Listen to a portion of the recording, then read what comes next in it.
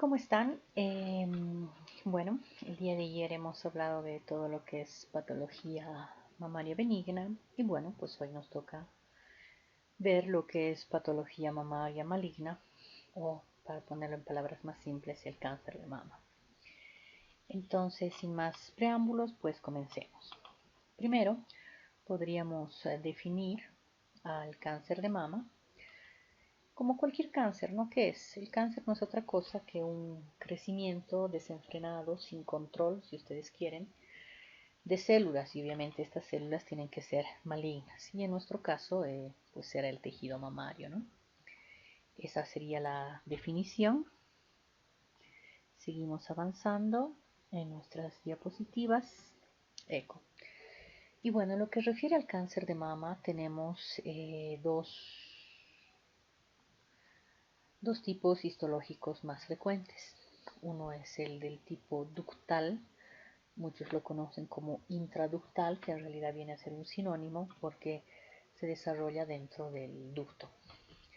Y el otro tanto es el lobular. Entonces, si nosotros vemos acá la estructura de una glándula mamaria, como ustedes pueden ver, tienen todos estos, que son los conductos, y estos como algodoncitos que ven en la parte periférica son los lóbulos, ¿no? Recuerden que en los lóbulos se produce la leche y circula a través de los conductos. Aquí tienen un corte transversal de todo esto, entonces aquí tenemos el conducto, acá están las células mioepiteliales, estas de acá vienen a ser las células glandulares alrededor del ducto, entonces veríamos que en esta parte central de acá es donde comienza la transformación de estas células, ¿no? Por eso es que el 80% del cáncer se produce en estos ductos, mamario me refiero. Un 10% partirá a nivel de estos lóbulos y existe otro 10% de tipos histológicos especiales que en atención primaria no veo cuánta importancia tenga, pero se los menciono como son el tipo histológico medular, papilar, mucinoso y tubular. Lo que creo que nos interesa es esta parte. Seguiremos avanzando. Denme un segundo, vamos con la siguiente diapositiva. Eco, muy bien. Vamos acá, vamos acá. En cuanto a los factores de riesgo, es lo primero que tenemos que ver para cáncer mamario y en ese sentido tenemos dos situaciones. Hay factores de riesgo que en realidad pueden ser modificables y hay factores de riesgo, como ustedes saben, que no dependen de uno, no pueden ser modificables. Para que se produzca un cáncer, sea de mama o sea de cualquier otro órgano, no existe una sola razón específica, sino muchas veces son varias razones, varios de estos factores que confluyen y generan o gatillan el proceso, ¿no? Deben confluir varios de estos riesgos. Pero bueno, dividámoslos y conozcámoslos en lo que se refiere a cáncer de mama. La edad. La edad ciertamente será un factor de riesgo que no podemos modificar. Ninguno de nosotros puede modificar la edad que tiene. Tal vez de boca para afuera, pero en la realidad no, ¿no? La otra cosa que tampoco podemos modificar son la herencia que recibimos de nuestros padres o de nuestros familiares y ciertamente nuestra condición genética. Otra cosa que es muy difícil de modificar y ciertamente tienen que ver un poco con la herencia, el lugar donde hemos vivido, el clima, etcétera, es tanto la menarca como la menopausia, ¿no? La menarca y la menopausia en cada una de nosotras es distinta y tiene que ver con muchos factores un poco heredofamiliares y también un poco ambientales. Es algo que no podemos modificar. En cambio, existen otros factores de riesgo que sí podemos modificar. Por ejemplo, la terapia de reemplazo hormonal, ¿no? Uno puede decir no a la terapia de reemplazo hormonal, no es que te obliguen, ¿no? Más a medida que uno va conociendo y va sabiendo más de los tanto efectos positivos, pero también efectos colaterales que tiene la terapia de reemplazo hormonal, seguramente será una decisión muy personal, pero es modificable.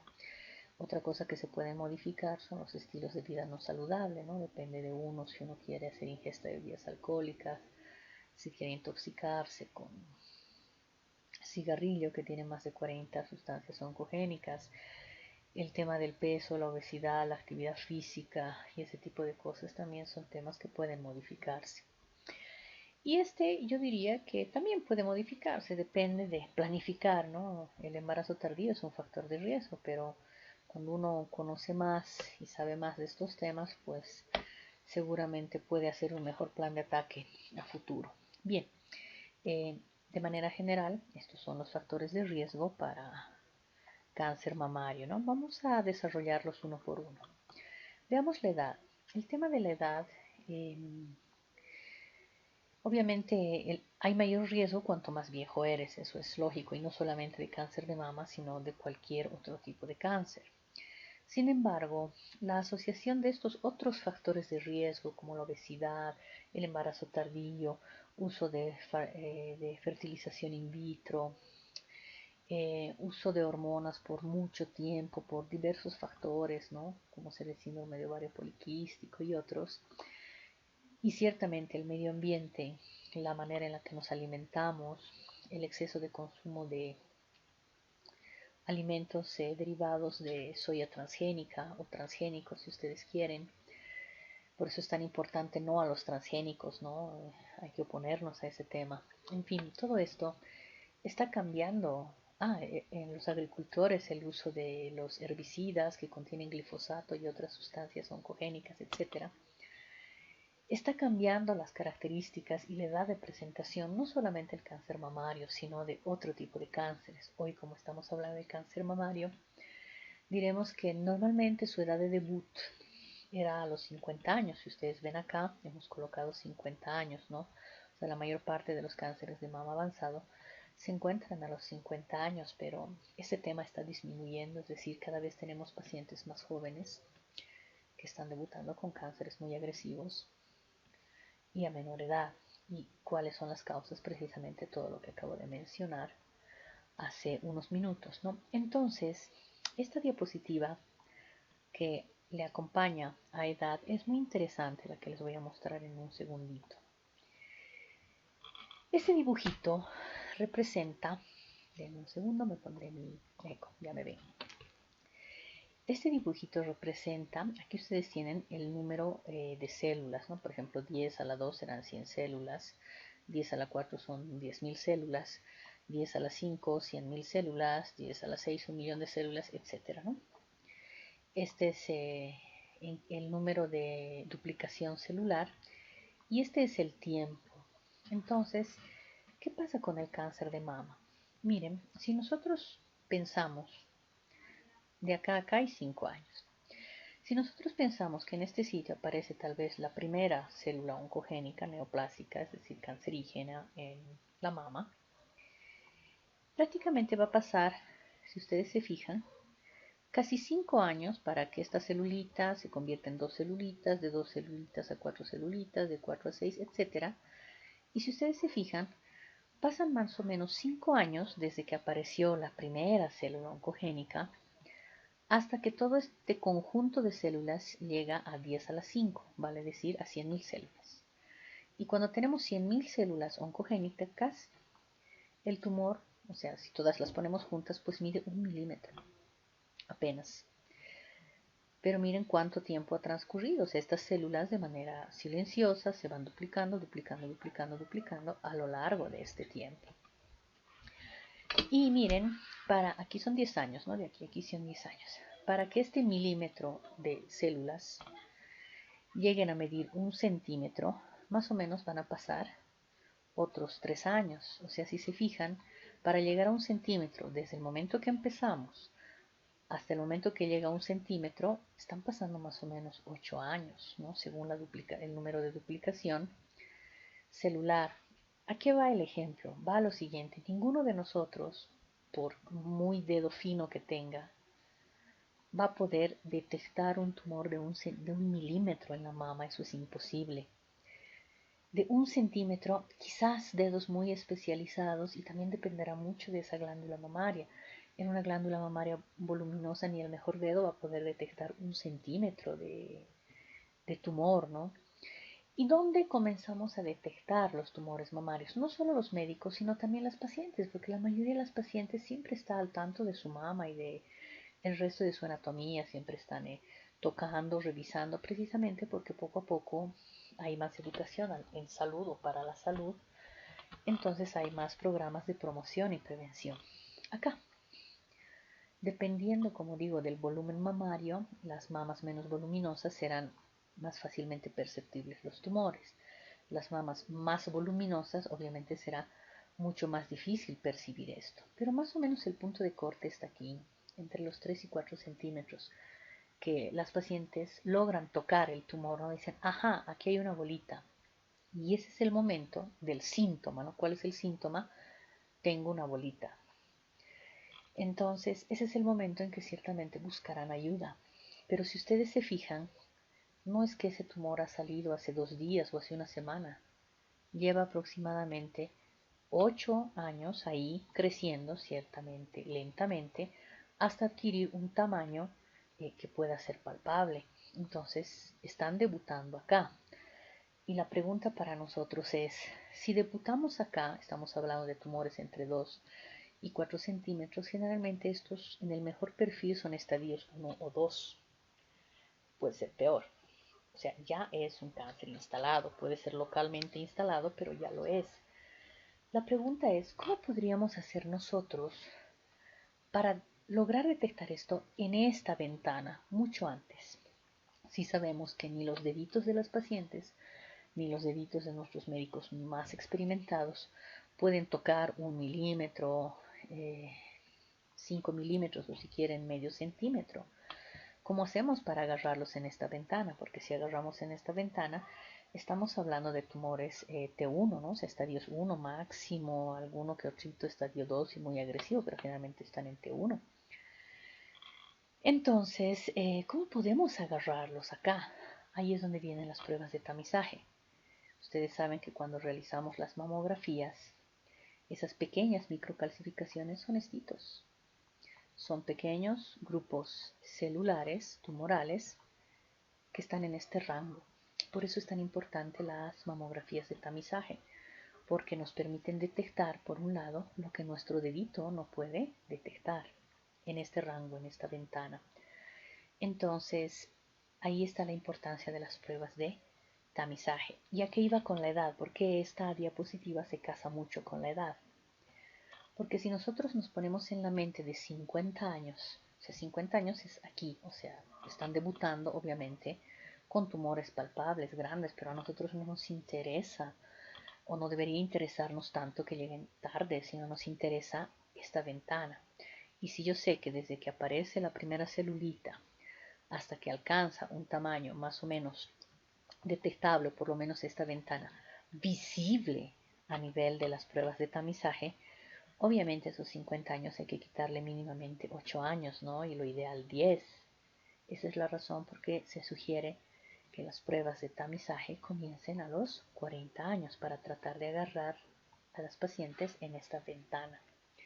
Ok, tanta explicación para lograr al final esa conclusión, ¿no? Que iniciemos nuestras pruebas de tamizaje a partir de 40 años por este comportamiento del crecimiento tumoral.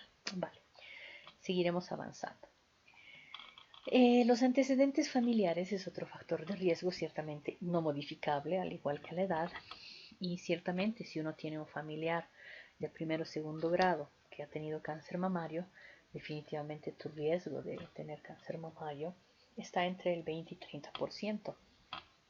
Ciertamente esto puede aumentar si hay muchos más factores de riesgo que se suman a tu situación, ¿no?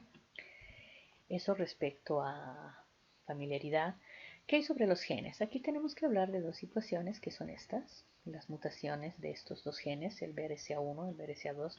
En realidad existe la mutación de otros genes también que están acompañando al síndrome de Lynch, por ejemplo, pero hoy no vamos a tocar eso.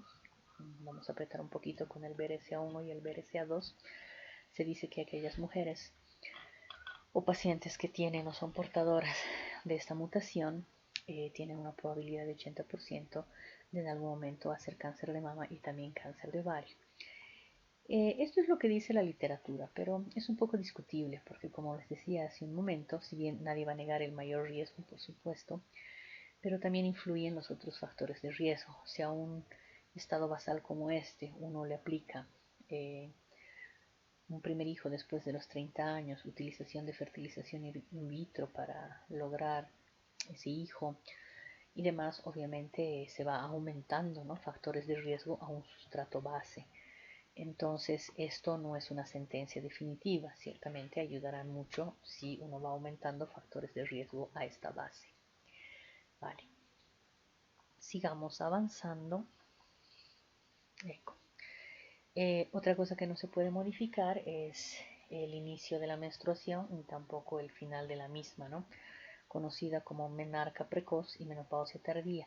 Se entiende por menarca precoz primera menstruación antes de los 12 años y menopausia tardía pues después de los 50. ¿Y por qué representan un factor de riesgo? Se ha visto que una buena parte del cáncer mamario es hormonodependiente, no todo, pero una buena parte, estamos hablando de un 30 al 40%. Hay otro que ya vamos a ver, el Basalike y demás, no lo es. Pero ¿qué es lo que sucede? Cuanto más antes es la menarca y cuanto más tardía es la menopausia, podríamos decir, si una menarca es a los 10 años y una menopausia a los 55, prácticamente esta paciente por 45 años de edad o por 45 años ha estado sufriendo de influjos hormonales, tanto estrogénicos como progestacionales a lo largo de su vida. No será lo mismo una menarca que les digo a 13 y una menopausia a 40, el tiempo es mucho menor, ¿no? Entonces, en el primer caso, es mayor el tiempo que las pacientes han estado, podríamos decir, sometidas o bajo el influjo estrogénico y progestacional. Y reconozco que los momentos de descanso son precisamente la etapa del embarazo y la lactancia, ¿no? Dependerá también del número de hijos. Ok, sigamos. En cambio, a partir de este punto, ya comenzamos a hablar de todos aquellos factores de riesgo que son modificables, ¿no?, que uno puede modificarlos. Ahí tenemos, por ejemplo, el consumo de alcohol. Se sabe que una ingesta diaria de 1 o 2 vasos al día puede aumentar el riesgo de cáncer de mama. Esto se ha visto sobre todo en los países nórdicos, donde tienen un consumo natural, regular, sin entrar en borrachera, pero natural y regular de bebidas alcohólicas, ¿no? Entonces ellos tienen un índice mayor de cáncer de mama a raíz de este tema. Otra cosa que ha estado modificando mucho, desafortunadamente, el tema de cáncer mamario es el tema de la obesidad, ¿no?, los hábitos de vida no saludables, el sedentarismo, el exceso de consumo de comida definitivamente chatarra, procesada por diferentes factores, ¿no?, sociales, el excesivo trabajo, etcétera, ha hecho que cada vez existan más personas obesas a corta edad, y esto pues aumenta el riesgo de cáncer mamario, porque todos sabemos que a nivel del tejido graso hay una mayor producción de estrógeno gracias a la aromatización, ¿no? Entonces ese es otro problema. Y el fumar, no voy a hablar mucho del tema de fumar, porque creo que todos desde primero conocemos las 40 sustancias oncogénicas y todos los efectos colaterales que tiene el fumar en nuestras vidas, ¿no? Ok, sigo pasando 2 segunditos. La hormonoterapia, o también conocida como la terapia de reemplazo hormonal, muy popular, yo diría hace unos 20 años, en que prácticamente todos sabemos que vamos a entrar en menopausia. Eso es parte de la vida y parte del envejecimiento. Hay pacientes que tendrán menopausias pues más duras, más difíciles, y hay otras que definitivamente casi ni la sienten. Entonces, un estudio muy interesante que salió publicado hace unos 15 o 20 años atrás es precisamente el estudio WHO, en el que se vio que las usuarias de terapia de reemplazo hormonal, especialmente aquella que no tenía combinación de progestágenos, solo estrógenos, aumentaban su riesgo no solo de cáncer de mama, sino también de endometrio. Es así que ahora se utilizan dosis más pequeñas, microdosis, y ciertamente podríamos decir equilibradas con progesteronas o derivados de la progesterona, y no solamente estrogénicas. ¿Qué hay sobre la terapia de reemplazo hormonal? Definitivamente aumenta tu riesgo 5 veces en relación a aquellas pacientes que no lo utilizan. En ese sentido, no se trata de satanizar la terapia de reemplazo hormonal. Estamos de acuerdo que hay algunas pacientes que atraviesan el periodo de la menopausia de manera muy dura, muy difícil, con mucho efecto colateral. A Dios gracias, son un porcentaje muy pequeño, pero existe. Este grupo ciertamente podrá tener ayuda de terapia de reemplazo hormonal, pero con medidas de vigilancia muy estrictas para evitar otro tipo de efectos colaterales. Por el contrario, si podemos fomentar un envejecimiento natural o el uso de algún otro derivado, como son fitoestrógenos, garbanzos y demás que contienen fitoestrógenos y otras sustancias que en algún momento naturales podríamos discutirlas, pues ciertamente será más recomendable para disminuir esos riesgos. ¿Qué hay sobre el embarazo tardío? Es otro factor de riesgo, ¿no? Esto también se ha modificado radicalmente durante estos últimos 30 años. Inicialmente comenzó a modificarse en Europa y ahora prácticamente se ha extendido a Centro y Sudamérica. Y el tema es el siguiente, ¿no? Que la mayoría de las personas, mujeres hablo, bueno, pues tenían sus niños o su primer hijo entre los 20, 25 años, inclusive antes, ¿no? Estamos hablando tal vez de la época de nuestras abuelas y también de algunas de nuestras madres. Eso ya no es así, se ha modificado radicalmente. Ahora, con salvadas excepciones, pero una buena parte de la población femenina tiene otras aspiraciones, tanto económicas como académicas, creo que es natural. Y al tener otro tipo de aspiraciones, hace que se postergue, no la sexualidad, pero sí la fertilidad, ¿no? Y la fecundidad. Entonces el tema empieza ahí de que, bueno, una gran parte de la población femenina estudia, termina sus licenciaturas, muchos, bueno, tienen otras aspiraciones, como decía, económicas, académicas, van por las maestrías, doctorados, etcétera. Y luego viene también un cierto deseo de independencia económica, muy válido, pero hace que se postergue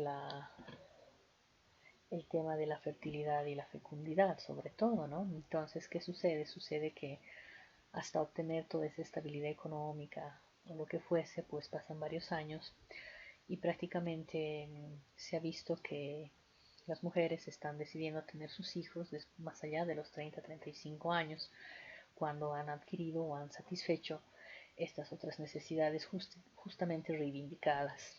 Entonces, ¿qué es lo que pasa? Que el primer hijo llega después de los 30 años y la posibilidad de un segundo es bastante difícil, ¿no? Porque todos sabemos que a nivel del ovario los folículos, ciertamente a partir de los 30 años, disminuyen tanto en cantidad como en calidad. Entonces, es imposible pensar que estas personas tengan 2, 3, 4 embarazos, con suerte tendrán uno o dos, y esos serán sus momentos de protección, podríamos decir, de este trabajo estrogénico y progestacional que se da por ciclos a lo largo de toda la vida, y ciertamente su protección durante la lactancia, ¿no? Entonces hay menos oportunidades de lactancia y obviamente esto hace que el riesgo aumente. Por eso es que el primer hijo después de los 30 años, conocido como embarazo tardío, también cuenta como factor de riesgo. Entonces, bueno, las recomendaciones en general que nosotros como médicos de atención primaria debiéramos dar, recomendar y orientar es, bueno, tener una alimentación saludable, que todo esto lo vemos viendo prácticamente desde el primer año todos nosotros, especialmente en el área de medicina preventiva y salud pública. El realizar ejercicio con frecuencia definitivamente ayuda no solamente a mantener un peso estable, sino tiene otros beneficios. No fumar, el no consumo de bebidas alcohólicas, es muy importante fomentar la lactancia, tratar de envejecer naturalmente y sin aditivos de terapia de reemplazo hormonal, en medida de las posibilidades. Y algo muy importante que les había mostrado en ese cuadrito de crecimiento celular es que si uno tiene 40 años o más, pues hay que tratar de comenzar a hacer los primeros tamizajes después de los 40 años, con el objetivo siempre de detectar cualquier anormalidad cuando está en estadio inicial, han visto 1 milímetro, 2 hasta 5, y no cuando el tema está avanzado. Esas serían las recomendaciones y toda la parte de factores de riesgo. Ahora hablaremos un poquito de signos y síntomas en el cáncer mamario. Vamos a tener dos situaciones. Una situación es aquel cáncer mamario milimétrico que habíamos visto hace unas 7 diapositivas, donde ninguno de nosotros va a poder tocar, ¿no? Está ahí, pero salvo que podamos verlo por alguna por imagen complementaria, pues es muy difícil. Entonces tendremos por un lado este cáncer que yo le llamaría inicial temprano, y tendremos un cáncer avanzado. El inicial temprano es ese que no tiene síntomas, que ni la señora se lo toca, la paciente no tiene ningún signo, ningún síntoma, nada, pero está ahí y tú puedes verlo a través de alguno de los exámenes complementarios que en un momento vamos a ver. Y luego tenemos el cáncer, ya puede ser localmente avanzado o muy avanzado, que ese ya es clínico, ¿no? Tiene tantos signos como síntomas que aqueja a la paciente y que nosotros también vamos a poder evidenciar durante el examen físico, ¿no? Entonces, el que realmente nos interesa, yo creo, es el cáncer inicial, porque ese es el que va a tener un mejor pronóstico. En muchos casos podríamos hablar de curación. No va a ser terriblemente mutilante y los costos van a ser razonables, lo que no pasa con el cáncer localmente avanzado o peor aún si es metastático. Y se trata de algo así como este ejemplo, ¿no? Entonces, 2 minutos, vamos a cambiar de instrumento. No quiero rojo, amarillo, perfecto. Ok, entonces si ustedes se fijan, todos ya hemos hecho esta parte, esta es una inspección dinámica, ¿no? Y si ustedes observan a esta señora, no tiene ninguno de los signos a la inspección que nosotros hemos aprendido. Aquí nadie puede observar retracción de piel, no existe cambios de textura de ningún tipo, tampoco cambios de coloración, no se ven secreciones, tampoco hundimientos o desviaciones del peso, nada. Y de hecho esta es una paciente asintomática, ¿no? Que viene a la consulta sin presentar ningún síntoma, es solamente un control. Entonces, considerando que tiene más de 40 años, lo ideal, ¿no? Y está en el rango de edad de tamizaje, pues se procede a pedir las pruebas de tamizaje correspondientes. Y qué interesante el hallazgo, ¿no? Acá. Obviamente es una lesión muy chiquitita que mide 5 milímetros. ¿Qué dedo va a poder agarrar eso? Pues yo creo que ninguno. Pero bueno, fortuitamente la imagen sí lo agarra. Ahí la importancia del tamizaje. Y ya pidiendo estudios complementarios, vale decir una ecografía, tenemos esto de acá. Todos ya hemos visto, el día de ayer les he enseñado cómo reconocer las lesiones malignas y benignas, ¿no? Entonces, como ven, esta primera variable tiene un borde irregular, esa es la primera variable. Hemos dicho la segunda variable es el diámetro. En el caso de las en el caso de las malignas, el diámetro vertical suele ser mayor al horizontal o al menos igual, ¿no? Y aquí podríamos decir que se dan. La tercera característica que les había dicho es la presencia de una sombra acústica, que en patología benigna hemos visto que no hace sombra acústica el tumor, es bien redondito, de bordes regulares. Recuerden que su diámetro transversal es mayor al vertical, aquí es al revés o al menos se dan. Y todos pueden apreciar aquí, voy a dibujar, esta es la sombra acústica, este tumor está dando todo esto, toda esta parte, que sería así media negra, de sombra acústica. Entonces, como ven, esta tiene 3 de 4, nos faltaría un Doppler acá, y si tenemos bastante vascularidad, pues tendríamos 4 de 4, ¿no? Signos de alta probabilidad de malignidad. Y esta también de acá no es que sea muy redondita, es media estrelladita, no terrible, pero media. Entonces, para nosotros esta imagen estaría clasificando como una alta probabilidad de malignidad. Le daríamos un BIRATS mínimamente 4C. Si tuviéramos el Doppler más aquí, les aseguro que nos vamos a un 5, pero como no tenemos complementariedad en eso, mínimamente un 4C. ¿Vale? Entonces, estas son estas pacientes asintomáticas, ¿no? Que tú no puedes tocar el tumor, ni ella lo puede tocar, tampoco tiene ningún síntoma, pero cuando tú haces tus pruebas de tamizaje, puedes tener estos hallazgos, yo diría fortuitos, porque van a permitir una intervención pronta y rápida y alta probabilidad de curación en la señora. Vale, voy borrando todo esto, todos estos dibujitos que hemos hecho. Muy bien. Y nos vamos a la siguiente diapositiva. Entonces, estos son esos tipos en los que, bueno, es subclínico, no hay signo ni síntoma. Muy diferente ahora lo que viene, que el cáncer localmente avanzado, o peor aún si es metastático, donde ya podemos ver signos y síntomas, ¿no? Las pacientes se quejan de diferentes sintomatología, desde que la piel se les puso roja o se les hinchó, y obviamente el signo tal vez clave será que tienen una bolita o un nódulo que lo palpan ya hace bastante tiempo, aunque no les duele, pero está ahí bastante tiempo, o aquejarán que la piel se les está hundiendo, etcétera, con esos términos, ¿no? Y en los términos que nosotros ya pues manejamos, tendremos, ¿no? La presencia de un tumor que puede estar adherido a planos profundos o superficiales, podremos ver cambios de textura de la piel, todo eso hemos aprendido ya en la parte práctica, cambios de color, secreciones serosanguinolentas, etcétera, ¿no? Retracciones de la piel o pezón, e inclusive la presencia muchas veces de nodulaciones o adenopatías en axila o peor aún si es en área supraclavicular. Bien, aquí estamos hablando de algo que ya da signos y ya da síntomas. Tú puedes observarlo y verificarlo y las pacientes también. Cuando estamos en este tipo de avance, pues es un poco tarde, ¿no? Ya no tiene el mismo perfil que tenía el anterior paciente. Y estaremos enfrentando situaciones como esta, donde claramente se ve aquí un cambio de coloración en toda esta área. Miren cómo va hundiendo acá el pezón. Toda esta parte tenemos retracción de piel. Aquí hay una secreción francamente serosanguinolenta. Entonces son muchos de los signos que hemos visto y ciertamente estamos frente a un cáncer avanzado. Vale.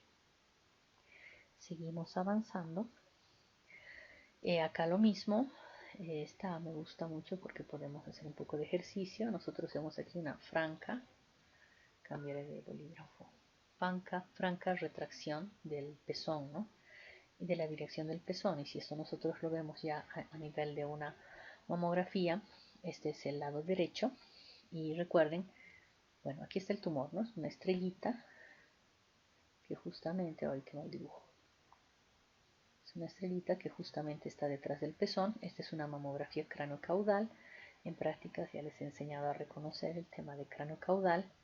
Cuando tú no ves este triangulito, ¿no? Que está acá, este triangulito que es el pectoral, ¿no? Entonces esta es una oblicua, una proyección OBL, en cambio esta es una proyección craneocaudal, no ves el triangulito, ¿vale? Entonces, bueno, aquí tenemos un tumor que está retrayendo, que tiene forma de estrella irregular, pues lo más probable es que se trate de un cáncer y clasificará como un BRAF 5, ¿no? Altamente sospechoso de malignidad. Ahorita vemos BRAF. Ok, acá tenemos esta situación, ya la inspección, entonces claramente voy a borrar esto. ¿Qué tenemos? Si nosotros observamos, claramente tenemos cambios de textura de la piel. Si ustedes se fijan en esta partecita, esta parte y esta parte, vemos que esta piel está edematosa. No está llegando a la piel de naranja, que es un edema severo, pero está camino a. Fíjense cómo está esta areola totalmente edematizada. Aquí vemos cómo va marcando, ¿no? El brasier, el edema de la piel. Aquí vemos una franca retracción del pezón. Este pezón se está hundiendo. Aquí hay edema periareolar en cambios de textura, inclusive cambiando la dirección. Y claro, todo se debe a esto que está acá, que ciertamente es un montón de ganglios linfáticos a nivel de axila aglomerados que dificultan, ¿no? el retorno linfático de esta glándula mamaria, y ciertamente por eso la piel comienza a edematizarse, hincharse. Entonces, bueno, son estadios avanzados y ciertamente tenemos un popurrí de todas esas lesiones que hemos aprendido a la inspección, ¿no? Son cánceres localmente avanzados y algunos inclusive metastásicos. Vale, sigamos avanzando. Ok, entonces el diagnóstico ciertamente va a depender de si estamos frente a una lesión subclínica o estamos frente a una lesión clínica. Entendemos por las lesiones clínicas aquellas, repito, que tienen signos, tienen síntomas, tú las ves, la paciente las ve, se queja, tienen signos, los puedes evidenciar clara y francamente. Y las lesiones subclínicas, hemos dicho aquellas que con suerte tendrán un mejor pronóstico definitivamente, pero no tienen signo y síntoma y generalmente son halladas durante el tamizaje, ¿no? El tamizaje de las pacientes. Bien, entonces el diagnóstico, les digo, depende de uno u otro. Cuando nosotros estamos frente a esto, claramente aquí tenemos un tumor en esta área, por eso esta mama es más voluminosa. No solamente tenemos un tumor, ¿no? Está todo brilloso, edematoso, la piel tiene cambios de textura, el pezón está empezando a retraerse y demás. Entonces acá, pues prácticamente con ayuda ya sea de esta agujita, que son las clásicas PAF, que son punción de aspiración con aguja fina, o mucho mejor esta, que son las biopsias core o TrueCut. Esta obtiene células. Esta es mucho mejor, obtiene tejido. Y de hecho ha sustituido definitivamente a las biopsias abiertas, ¿no? Esta obtiene tejido. Entra dentro del tumor, son agujas gruesas, generalmente tienen un grosor de 14G, 14 gauge se llama, en cambio estas son 21G y demás, ¿no? Entonces, estas sacan tejido. Estas de acá, las de la derecha, sacan células. No es lo mismo. Obviamente, ¿cuál es la mejor muestra? Esta. Les digo, sustituyen a una biopsia incisional. ¿Y en qué consiste? ¿No? La biopsia incisional consiste en hacer una apertura de la piel, llegar al tumor, sacar un pedacito, mandar a patología, luego tienes que cerrar con todo el consecuente laboratorios, dependiendo, ¿no? Se puede hacer ambulatoriamente, pero normalmente programan quirófano para esto, etcétera. Es todo un protocolo. Y esto hace exactamente lo mismo, ¿no? Anestesia localmente, ingresa en el tumor y saca los cilindros de tejido y manda a patología. Pues definitivamente esto se usa prácticamente de manera estandarizada en todo lado, salvo todavía en nuestro medio que seguimos practicando las biopsias incisionales, imagino por la falta de esta aguja, no lo sé. Vale, seguiremos avanzando. Entonces, cuando se trata de tumores francamente palpables, pues podemos obtener muestra por cualquiera de estas dos vías o también por las biopsias incisionales o excisionales. Incisional es como esto, ¿no? Si este es el tumor, perdón, cambiaré de bolígrafito para que este rosado no me convence. Vámonos a rojito. Entonces, si este es el tumor, incisional es cuando tú saques un pedacito como un quesito, ¿no? Del tumor, será biopsia incisional. En cambio, si sacas todo el tumor, será una biopsia excisional, ¿no? Ambas van a dar, ¿qué cosa? Tejido al patólogo para que te informe al respecto. Y esto entra la agujita acá y saca pequeños cilindros, así como estos pedacitos del tumor. Por eso es que prácticamente esta sustituye a cualquiera de estas biopsias. Eso a manera de comentario. Entonces, bueno, cuando estamos frente a una lesión palpable, todas esas son las opciones para realizar el diagnóstico. El diagnóstico será definitivamente histopatológico, salvo estita que va a mandar células, y al mandar células muchas veces el diagnóstico, o sea, la cantidad de información que les estás mandando al compañero patólogo pues es escasa, ¿no? Y muchas veces falla y es insuficiente. Muy bien, entonces sigamos avanzando. Aquí un poco de las diferencias entre la punción con aguja fina y la otra, ¿no? Que es la core biopsy con esa aguja gruesa, ¿no? Ambas son de bajo costo, ambas se realizan de manera muy rápida.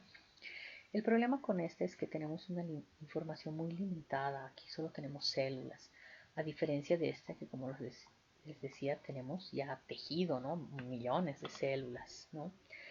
Acá nos cuesta mucho, yo creo, al patólogo informarnos sobre un grado histológico o más aún si existe invasión o no, ¿no? Si se trata de un cáncer invasor o un cáncer in situ es difícil para el patólogo. Acá por el contrario nos puede dar esa y otro tipo de información, ¿no? Como la inmunohistoquímica que se puede practicar sobre estas biopsias, nos hace un diagnóstico histológico, grado, invasión, etcétera, ¿no?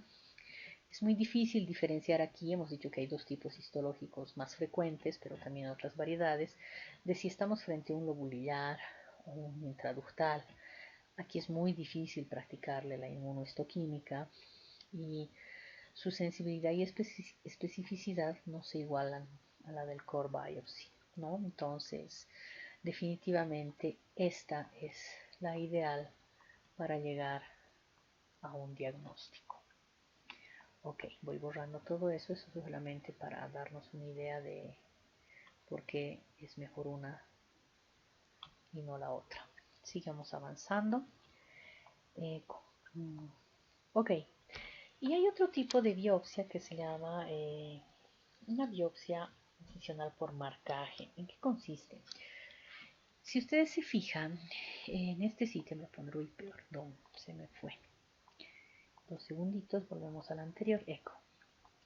Si ustedes se fijan, aquí van a ver unas calcificaciones, ¿no? En otra versión, aquí vemos las mismas calcificaciones, pero en esta paciente no se toca propiamente un tumor, es toda una área un poco densa que tiene calcificaciones, ¿no? La pregunta es, ¿cómo hacemos para tomar aquí una biopsia en una mama que ninguno de nosotros realmente logra tocar nada? Entonces lo que se hace es poner en este grupo de calcificaciones, obviamente con ayuda, la ayuda de donde viene de radiología, que bajo guía estereotáxica, cuando se trata de calcificaciones, generalmente es bajo guía mamográfica, logran introducir en esta parte central un hilito metálico. Entonces lo que uno hace ya luego en quirófano es seguir el hilito metálico y hacer la exéresis de toda esta zona. Y tendríamos un resultado algo así como esto, que ahora les muestro. Acá. Si ustedes ven, aquí están las microcalcificaciones. Este es el hilito que se ha colocado en esa parte central. En otra proyección, esta vez este es el tumorcito, pero no es palpable, entonces le colocas el hilito metálico para poder llegar a él, ¿no? Y hacer la biopsia o el retiro. Y si ustedes se fijan, acá vemos este hilito que está marcando las microcalcificaciones. Aquí ya tenemos la exéresis de toda el área con el hilito y aquí tienen las microcalcificaciones, ¿no? Entonces, esta es una manera de obtener, porque estas son microcalcificaciones francamente sospechosas, en este caso se trataba de un carcinoma in situ, que bueno, al haber retirado toda esta área y se nos ha informado de bordes libres, pues prácticamente el tema está resuelto, pero es una forma de poder abordar este tipo de situaciones que no son palpables, ¿no? Pero hay trucos, obviamente hay cosas mucho más avanzadas que esto. De hecho, diría que este método es arcaico, pero actualmente aún vigente en nuestro medio, y en otro momento hablaremos de cuánto la medicina nuclear ha ayudado a esto con los famosos ROL y SNOL, que es la localización guiada de tanto tumores como también ganglios, etcétera, pero ayudados por la centellografía, ¿no? Y unos marcadores. Pero bueno, no disponible todavía en nuestro medio, esperemos pronto. Vale, seguimos avanzando. Entonces, esto que vieron acá son marcajes, ¿no? El marcaje se hace a través de ese hilo metálico de lesiones, repito, no palpables, no las palpas. Y bueno, generalmente los marcajes deben realizarse antes de la cirugía, porque imagínense mandarle con el hilito metálico a la paciente a su casa y al día siguiente, entre que lo duerme y se levanta, ya se ha movido y estamos sonados, ¿no? Tiene un acceso dificultoso cuando la glándula es muy voluminosa, muchas veces se mueve el hilo, inclusive durante la cirugía, ese hilo metálico, a veces accidentalmente, ya sea uno o a veces con un ayudante inexperto lo puedes cortar el hilo, ha pasado y sonaste, ya perdiste la guía, no sabes cómo llegar al lugar. A veces migra el hilo hasta bueno, no he visto de estas la verdad, pero bueno, están descritas en las posibles complicaciones. Personalmente, gracias a Dios, no me ha tocado verlo jamás, pero bueno, está reportado que hasta se puede ir el hilito metálico al atravesar el pectoral e inclusive hacer un neumotórax. Repito, no me ha tocado ver esto. Y claro, está obligado el acceso quirúrgico obligatorio, ¿no? Porque tienes que seguirle al hilito. Y inclusive pueden haber otro tipo de complicaciones como infecciones, etcétera. Entonces no es de lo más recomendable, pero en ciertas situaciones pues no nos queda opción. Muy bien, seguimos avanzando. Ya ahora nos toca hablar un poquito del diagnóstico histopatológico, ¿no? Porque recuerden que el PAF no es histopatológico, es citológico. En 2 segundos se me fue la diapositiva. Volvamos atrás. Ahí. Eco. Ojo, este es citológico, todos los demás son histopatológicos. Les he explicado la diferencia entre incisional y excisional. Y esta que es una belleza que prácticamente sustituye a estas dos porque saca tejido y nos permite un diagnóstico sin necesidad de someter a una cirugía a la paciente, sino podemos tener el diagnóstico e inclusive la inmunohistoquímica para poder planificar mejor la conducta y el plan a seguir en cada una de las pacientes. Y bueno, una vez que nosotros enviamos al patólogo la muestra, hasta hace 30 años, pues bueno, la única respuesta que teníamos de ellos es si se trataba de un cáncer o un no cáncer, ¿no?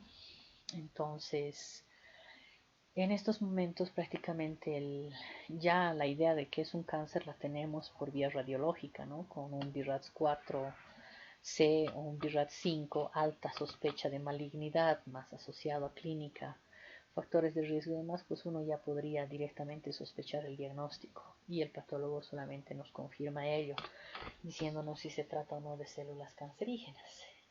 Pero en cáncer de mama tal vez es una de las áreas que más se ha avanzado, ¿no? Porque hay muchas otras que están en un desarrollo terrible en este momento, pero tal vez es de lo que más conocemos.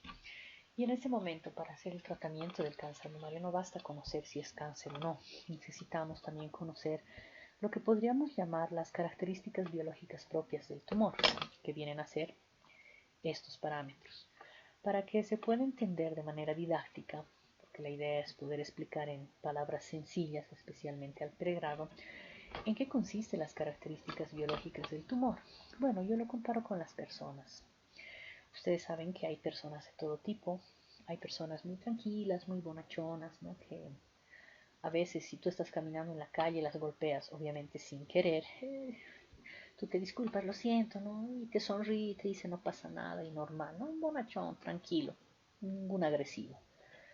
Misma situación, hay otras personas que sin querer las golpeas en la calle o algo y bueno, te lanzan ajos, pimientas y cominos, te empujan y poco más te quieren pegar.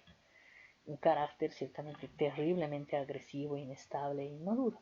Y ciertamente entre estos dos extremos pues tenemos los términos medios. Son características de cierto tipo de caracteres que tienen los sujetos. Con las células cancerígenas pasa lo mismo. Hay algunas células que son mucho más agresivas y otras que diríamos, a pesar de que son cancerígenas, pero son más bonachonas, más tranquilas. Y mucho depende de estas características. Y estas características son las que vemos acá, ¿no? Son 4. Es la presencia o ausencia de receptores de estrógeno y de progesterona, la presencia del ER2/neu, que ahora lo vemos como definición, la presencia del Ki67 y el grado tumoral. El grado tumoral creo que todos ya lo hemos visto en anatomía patológica, el G1, G2, G3, ¿no? Recordarán. Y estas 4 es las que voy a desarrollar un poquito más el día de hoy. Entonces, pasaré a la siguiente. Tenemos lo siguiente, cuando nos referimos a receptores hormonales, las células tumorales cancerígenas de mama presentan receptores para dos tipos de hormonas, estrógenos y progesterona. No es de extrañarnos. En la clase de fisiología habíamos dicho que tanto los estrógenos como la progesterona tienen un montón de órganos blancos. Un órgano blanco es el endometrio, ¿no? Que los estrógenos están encargados de la fase secretoria, la progesterona, perdón, de la fase proliferativa y la progesterona está encargada de la fase secretoria. Y también hemos dicho que estas mismas hormonas tienen otros órganos blancos, entre ellos la mama. La mama también es un órgano blanco de estos dos, ¿no? Entonces, cuando el tumor presenta receptores para estos dos, estrógeno y progesterona, la expresión de estos receptores le confiere un mejor pronóstico, porque indican que las pacientes que los tienen van a responder mejor a la terapia de tipo hormonal. Y a terapia hormonal ya va sonando algo, o sea que hay muchos tipos de terapia para el cáncer y definitivamente es personalizado, depende en cuál te sitúas. Hablemos del Ki67. Esta es una proteína que se halla en el núcleo de las células cuando se están dividiendo. y podríamos decir que determina el índice de mitosis o el índice de proliferación. Un tumor muy agresivo ciertamente tendrá muchos hijitos, ¿no? Se reproduce rápido, hace mitosis rápido, por eso crece tan rápido. Los índices de proliferación por encima del 14% tendrán un peor pronóstico. Los índices de proliferación menor al 14% quiere decir que son tumores más lentos, no se reproducen tan fácilmente, no hacen mitosis tan fácilmente, el proceso es más lento, tienen un crecimiento más lento, entonces tendrán mejor pronóstico. En este caso, cuando supera esto, pues obviamente peor pronóstico. Imagínense un Ki67 de 80%, te dice que tiene unas mitosis súper rápidas, crece súper rápido y está aceleradísimo. Un Ki67 de un 10% te dice, crece, pero bueno, no tanto, ¿no? O sea, no es tan agresivo, crece lentamente, a eso se refiere. Y este receptor, que es muy importante, que es el receptor 2 del factor de crecimiento epidérmico humano, esta es una proteína que participa en el crecimiento de las células y si bien está presente en las células normales, pero también está presente en las células anormales, en un 15 o 20% de hecho de los tumores de mama. Se encuentran concentraciones muy elevadas y la presencia de este receptor definitivamente confiere mayor agresividad al cáncer mamario. O sea, los tumores o cánceres que tengan expresado esto son más agresivos. Bien, seguimos avanzando. Entonces, en base a estas características que acabo de mencionarles, tenemos esto, que es la clasificación molecular del cáncer mamario, ¿ok? Y se clasifican en diferentes subtipos. Estos son los subtipos, los que tienen a la izquierda, y aquí les he puesto unas caritas. Como ven, todos son cáncer, pero el luminal A podríamos decir que no es muy agresivo, es como el ejemplo de la persona bonachona, ¿no? Que no es tan agresivo y ciertamente el triple negativo es de los más agresivos, por lo tanto será mucho más difícil de controlar, tendrá mayor posibilidad de metástasis, mayor posibilidad de recidiva, crecerá más rápidamente, etc. O sea, este va un desastre.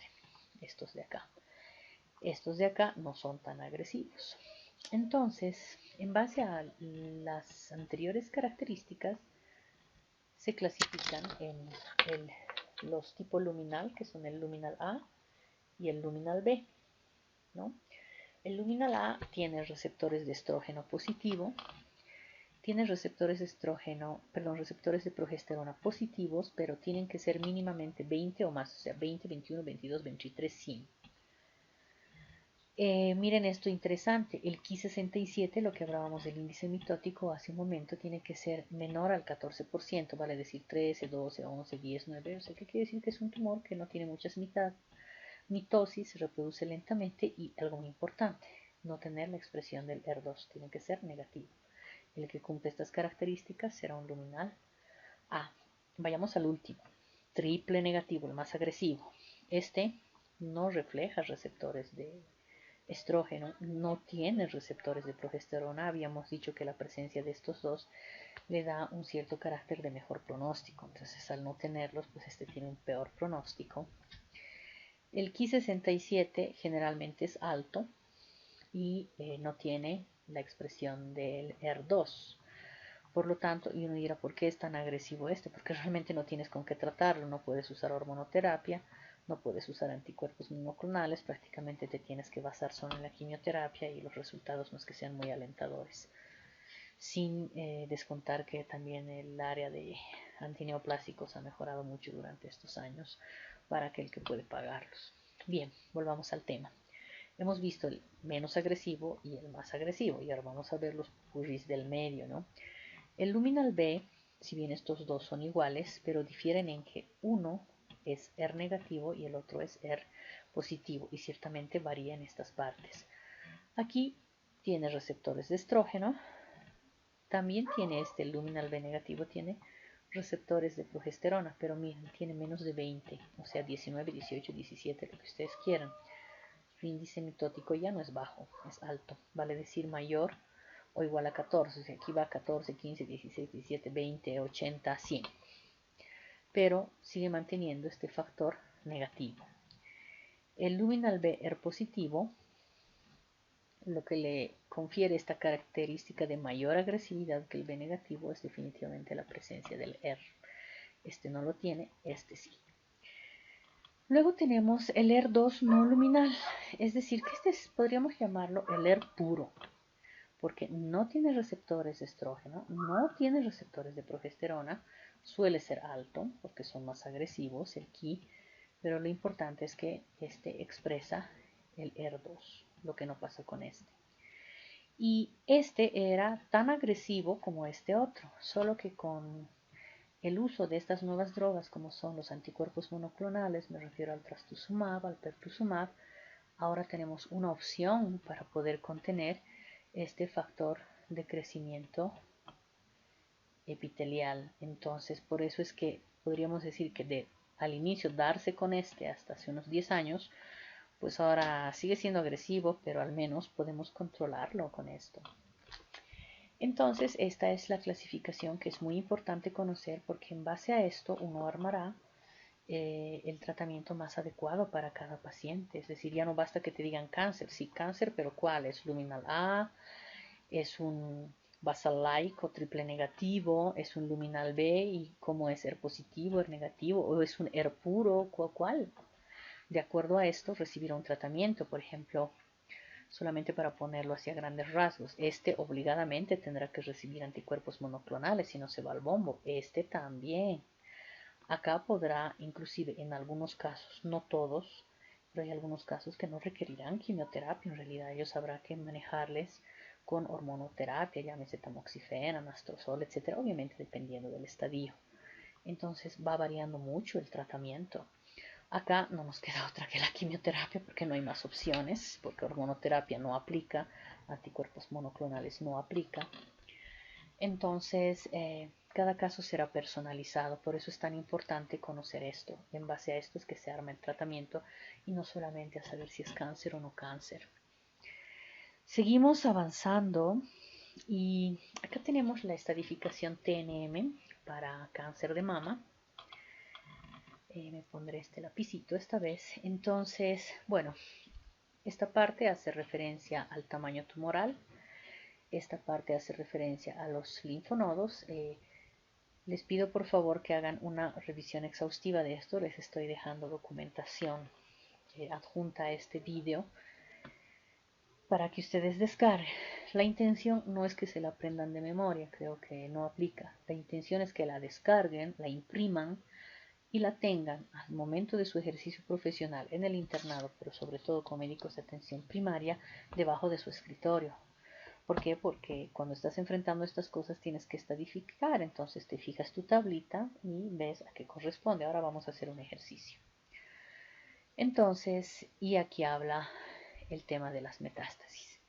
Tal vez el que ahora más me interesa, porque vamos a hacer un ejercicio, es esta parte, donde te da cómo clasificar, ¿no?, al tamaño tumoral según los centímetros, ¿no? Entonces, por ejemplo, cuando hablamos de T1, te dice T1 es todo lo que mide 2 centímetros o menos, ¿no? Tumores de 2 centímetros o menos, y te hace una subclasificación en T1 microscópico, T1A, T1B y T1C, y te da sus rangos para cada uno de estos. Por temas de tiempo no voy a entrar en detalle, pero vamos a hacer un ejercicio, que la mejor manera de aprender es haciendo ejercicio. El T2 va desde los 2 hasta los 5, el T3 va mayor a 5 centímetros, va a decir del 5.1, 5.2 para arriba, ¿no? Ok. Y en el T4 ya no importa el tamaño, puede tener 2 centímetros, 3 centímetros o pequeño, pero se está extendiendo. ¿Dónde se está extendiendo? A la pared torácica, concretamente cuando se te pega al pectoral mayor, pues estamos frente a un T4A, o sea, uno podría tener un tumor de 2 centímetros, pero si está pegado al pectoral ya no aplica para un T1, aplicará para un T4A.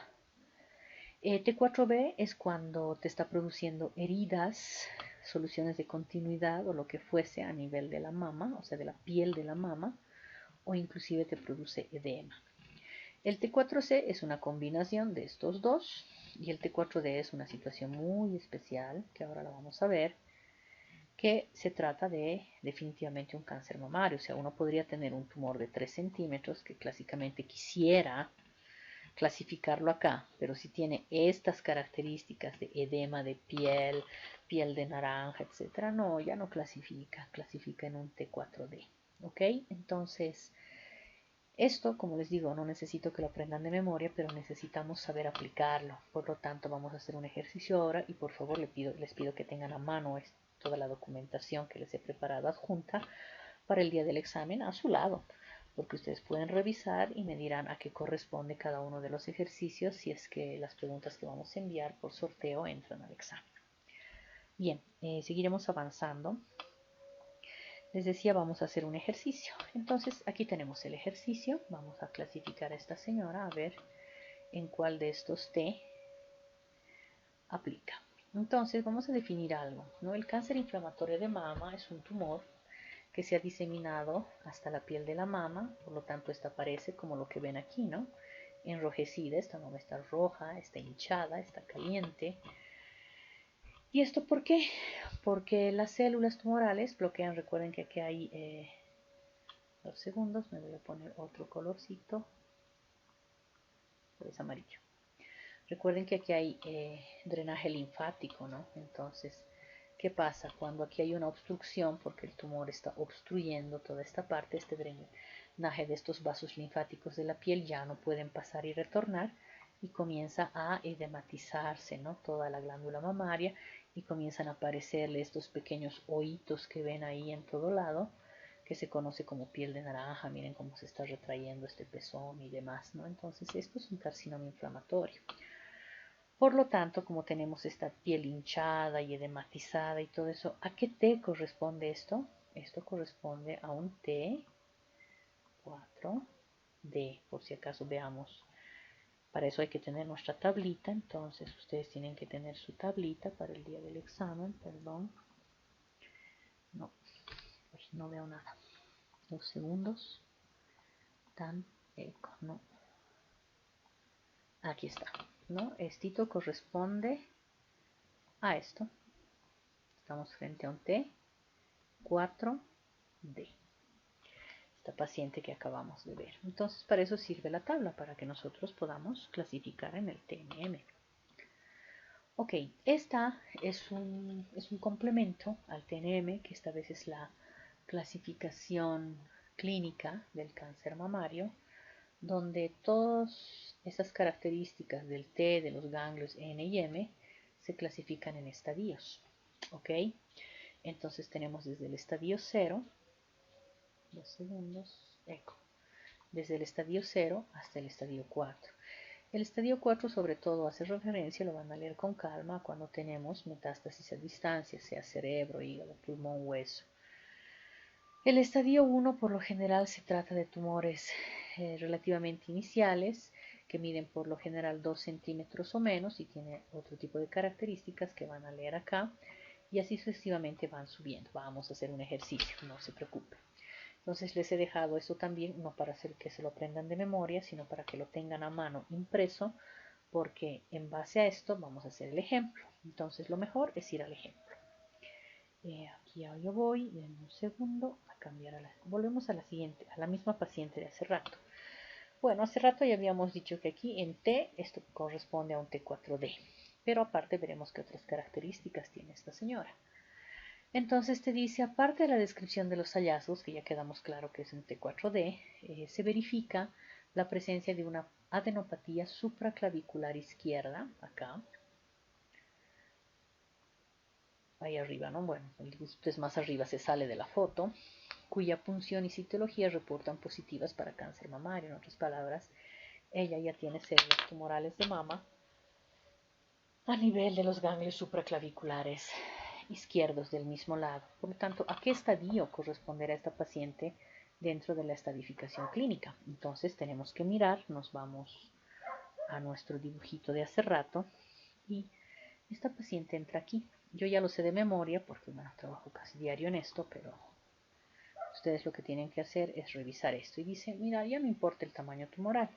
En este estadio se clasifican los casos en que hay afección, ahí está, de ganglios linfáticos supraclaviculares, arriba de la clavícula. Por lo tanto, la presencia de ese ganglio positivo en supraclavicular a esta señora ya la pone en un estadio 3C.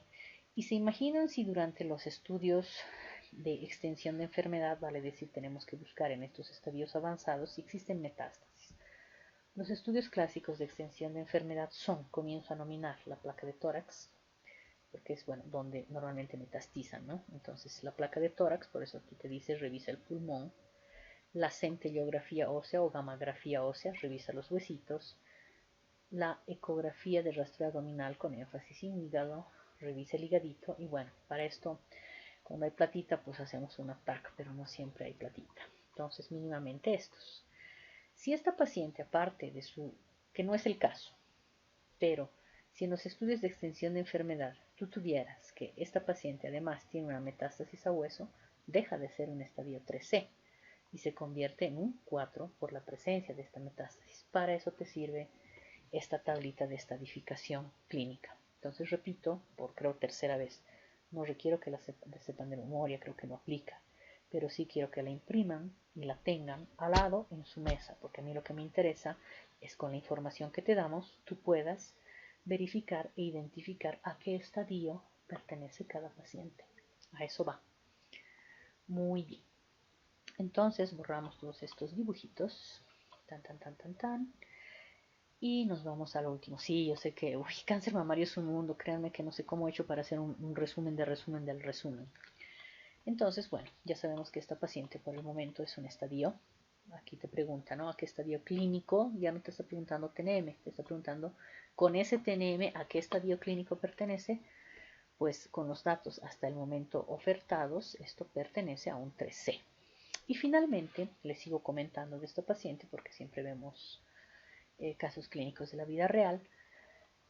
La biopsia que se tomó del tumor, porque les he dicho que la biopsia corre, realizada con aguja, te da tejido y ese tejido te permite hacer toda la inmunohistoquímica, el grado, tipo, etcétera, ¿no?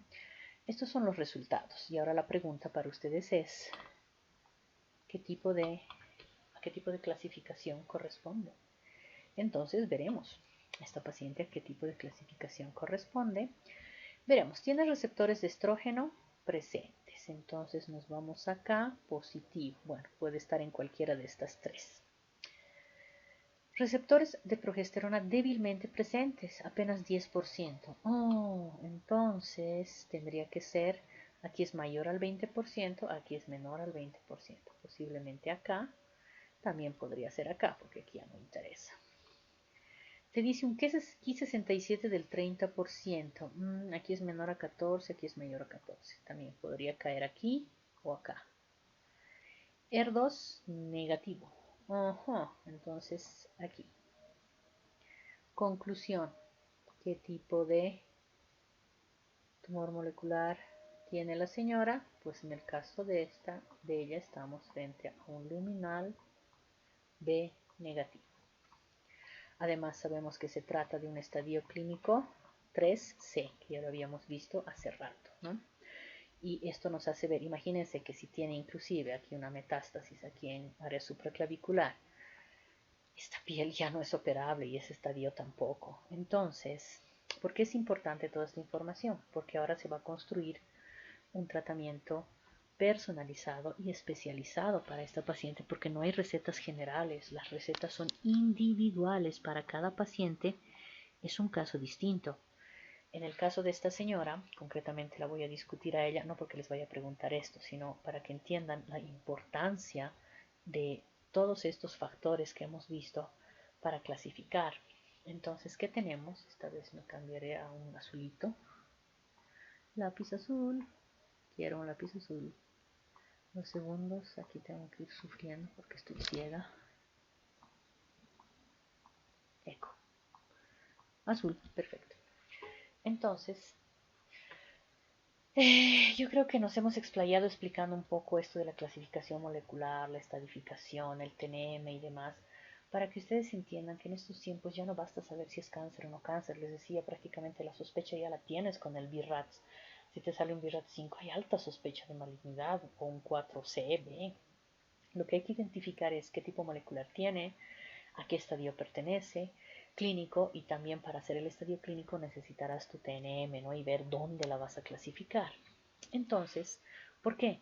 Porque el tratamiento es personalizado, es decir, es específico para cada paciente, no se puede repetir el mismo tratamiento para otro paciente porque sus condiciones, tanto de tipo histológico, si es clasificación molecular, estadios serán distintas y su pronóstico también es distinta y debe ser multidisciplinar, es decir, si se fijan, participan muchas disciplinas durante todo este proceso. Participa radiología, apoyándote con los estudios de extensión, placas de tórax, ecografías hepáticas, participa medicina nuclear con el tema de la gamografía ósea, obviamente participa el patólogo y subespecialidades de patología que tienen que ver con eh, el tratamiento, el manejo de las muestras para dar datos de inmunohistoquímica, o sea, receptores de estrógeno, progestógeno, ER2-MIO, etcétera. O sea, ya estamos hablando de subespecialidades en el área de patología.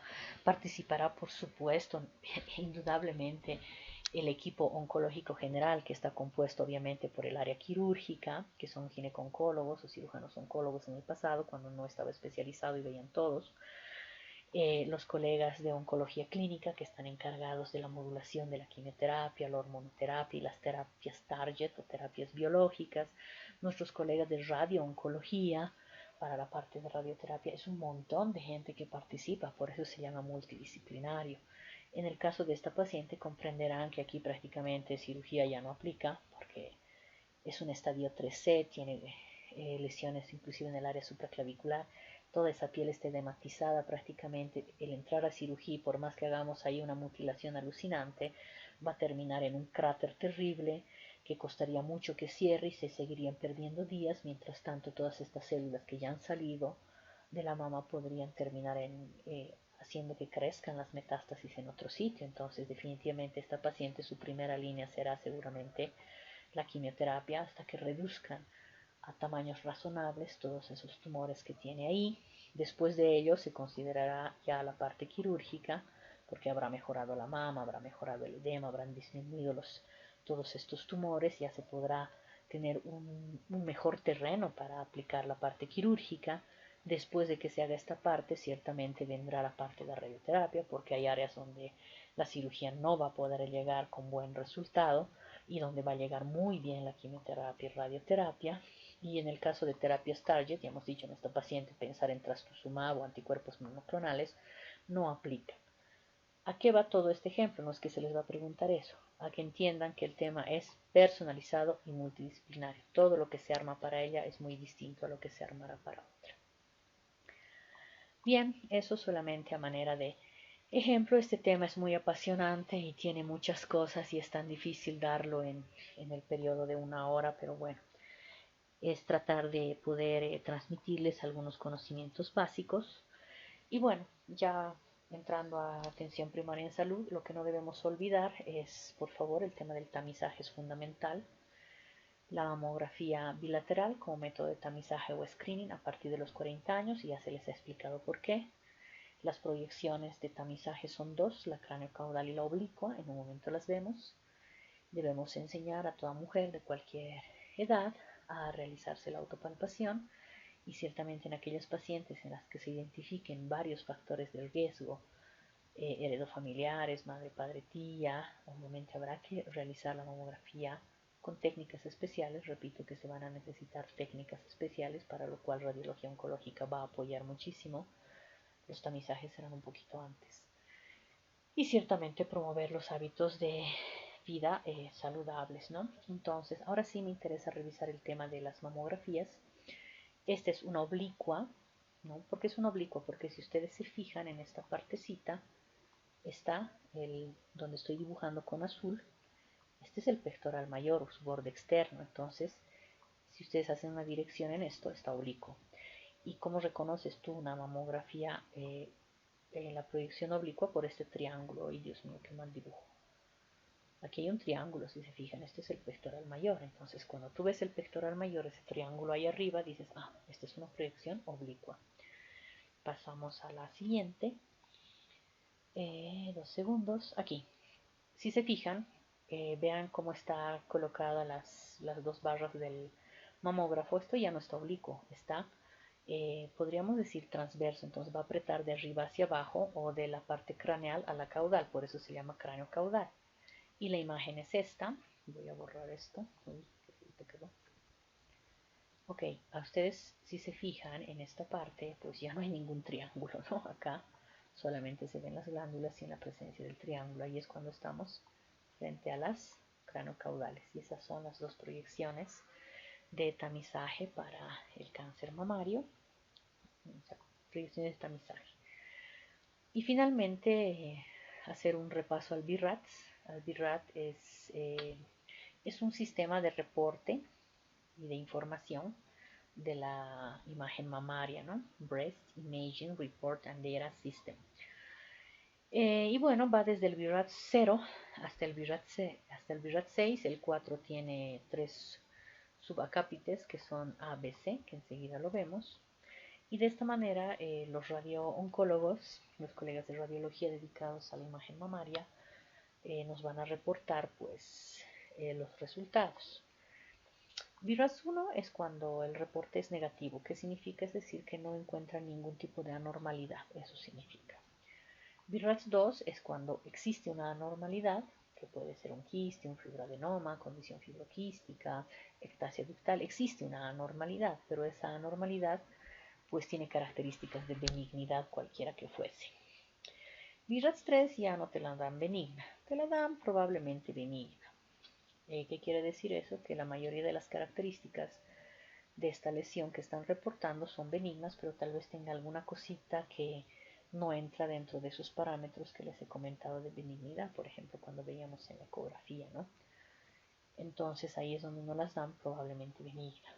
El BIRAS 4 ya estamos hablando de una anormalidad sospechosa, es decir, ya no tiene características de benignidad, sino más bien tiene más características de malignidad, por eso se llama anormalidad sospechosa. Enseguida voy a entrar a los subacápites ABC. El BIRAT 5 es una imagen como esas estrellas que les he mostrado, de bordes irregulares, en caso de ecografía que hacen sombra, que tienen mucha flujometría Doppler alrededor, o sea, les llega mucha sangre porque hay mucha mitosis, que los diámetros también son mayores los verticales a los transversales, etc. Entonces ya son altamente sugestivas de malignidad. ¿Y a qué se refiere el BIRAT 6? Dice malignidad conocida. ¿Qué significa eso? Por decirles ese tumor de esa paciente que les mostré hace un momento, que bueno, es un tumor grande que ya ha sido biopsiado y que ahora, bueno, primero tenemos que ir a la parte inicial, que es la quimioterapia, para ayudar a reducir. Entonces, como ya conocemos que es un carcinoma intraductal luminal BR negativo, sabemos todo de él. Y en un periodo de 3 ciclos de quimioterapia o 4, va a empezar a reducir, pero hay que ver cuánto. Entonces tú mandas la paciente a radiología oncológica nuevamente para que mida. En su medición inicial, que les digo medía 5 centímetros, y ahora después de 4 ciclos de quimioterapia mide 2. Entonces el reporte de radiología va a ser BIRAT 6. ¿Por qué? Porque va a decir el tumor que antes medía 6 centímetros, ahora mide 2. Y va a poner BIRAT 6. ¿Por qué BIRAT 6? Porque ya conocíamos el diagnóstico, ya tenemos un diagnóstico histopatológico previo de hace meses que está siendo tratado. Entonces a eso se refiere BIRAT 6, que tú ya conoces el diagnóstico, ya lo sabes, histopatológico. Y el BIRAT 0 requiere una evaluación adicional, ¿no? Es de aquellas imágenes que tú no puedes sacar ningún tipo de conclusión. Les doy un ejemplo. A veces a pacientes muy jovencitas de 19, 20 años, 25, que tienen alguna molestia, algún dolor, lo que fuese en la mama, les piden una mamografía, sabiendo que a esa edad, precisamente por los influjos estrogénicos y progestacionales, esas mamas contienen bastante agua, especialmente en la segunda mitad del ciclo. Y por más que uno palpara en estas pacientes una nodulación, las mamografías salen totalmente blancas porque son glándulas mamarias jóvenes. Entonces no ves nada, y el radiólogo, cuando ve esa placa totalmente blanca, pues pone BIRAT 0, te dice: yo no sé qué informarte aquí porque no veo nada. O sea, no te puedo decir si hay algo o no hay algo, ¿no? Esto requiere una evaluación adicional. Entonces es cuando tomamos conductas que no aplican, ¿no? Las mamografías en pacientes jóvenes no son lo adecuado, son las ecografías. Para darles un ejemplo de lo que es un BIRAT 0. Bien, entonces sigamos avanzando. Esto sobre BIRATs, y les había dicho, les voy a afinar un poquito el tema del BIRATs 4.1, 4.2 y 4C. El 4A es cuando la imagen tiene baja sospecha de malignidad, es decir, entre un 3 a un 49%. El 4B es sospecha media de malignidad entre el 50 al 90%, y el C es cuando esa imagen es tan fea que no le estás dando 5, pero te estás acercando mucho al BIRAT 5, ¿no? Un 90-94 de alta sospecha de malignidad. Entonces, las lesiones BIRATS 4 para arriba, dependiendo de los factores de riesgo y de edad, pero deberán ir a biopsia. En conclusión. Vale, eso sobre mamografía, eso sobre el reporte, BIRATS. Y lo final es esto, ¿no? Que centremos nuestros esfuerzos en buscar lesiones no palpables, las que se hallan a través de los tamizajes, porque son las que normalmente se curan. ¿Qué pasa cuando nosotros centramos nuestros esfuerzos en buscar el signo, el síntoma, el tumor, la retracción, el cambio de coloración, la piel de naranja? Sí, está bien, pero por lo general vamos a estar frente a cánceres localmente avanzados, como en el caso que les he mostrado. Y en estos casos se va a poder dar un tratamiento, yo diría paliativo, ¿no? En algunos casos seguramente con buena sobrevida, pero difícilmente podemos hablar de curación definitiva, sin contar los costos económicos, sociales y humanos que eso implica. Y el éxito de la medicina de este milenio definitivamente está en la medicina preventiva.